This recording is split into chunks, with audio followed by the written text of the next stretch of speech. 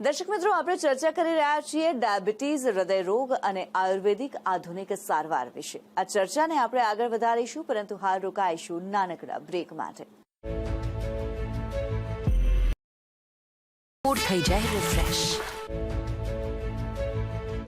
Welcome back. આપણે ચર્ચા કરી રહ્યા છીએ ડાયાબિટીઝ, હૃદય રોગ અને આયુર્વેદિક આધુનિક સારવાર વિશે, અને આપણી સાથે જોડાયા છે માધવબાગના નિષ્ણાત ડોક્ટર સંજય સાળી.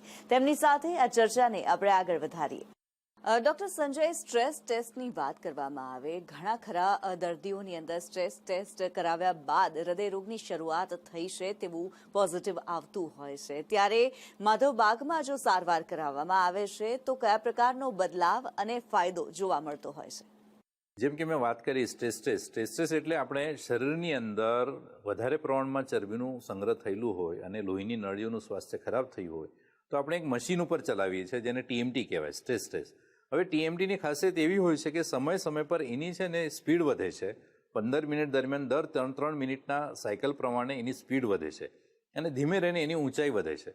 એટલે આર્ટિફિશિયલી આપણે ઉપરથી હૃદય ઉપર વધારે લોડ આપવાનો પ્રયત્ન કરીએ છીએ. હવે જ્યારે એ લોડ વધે છે એવા સમયે હૃદય વધારે કામ કરે છે એટલે એની લોહીની અને કેલરીઝની ડિમાન્ડ વધી જતી હોય છે.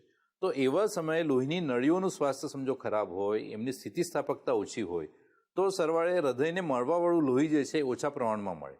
તો એવા સમયે હૃદયના જે ધબકારા છે એ કાં તો વધી જાય કાં તો અચાનક ઘટી શકતા હોય છે. એવા સમયે બ્લડ પ્રેશરનો રિસ્પોન્સ જે છે એ વધી જતો હોય છે. એવા સમયે હાંફ ચડવી છે, શ્વાસ ચડી જવું છે, આ બધી વસ્તુઓ ડેવલપ થતી હોય છે.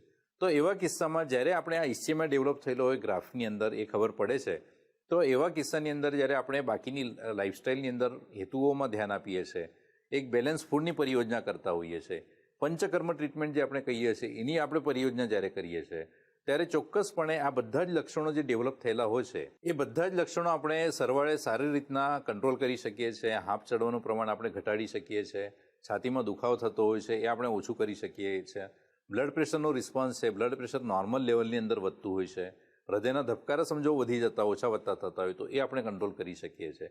એટલે એવું ચોક્કસપણે કહી શકીએ કે હૃદય ઉપર જે લોડ આવતો હોય, એના માટેના કારણો હોય, એના માટેના જે લક્ષણો છે, આ 3-4 વસ્તુઓ પર આપણે કંટ્રોલ કરીને હૃદયને સારી રીતના સાચવી શકતા હોઈએ છીએ.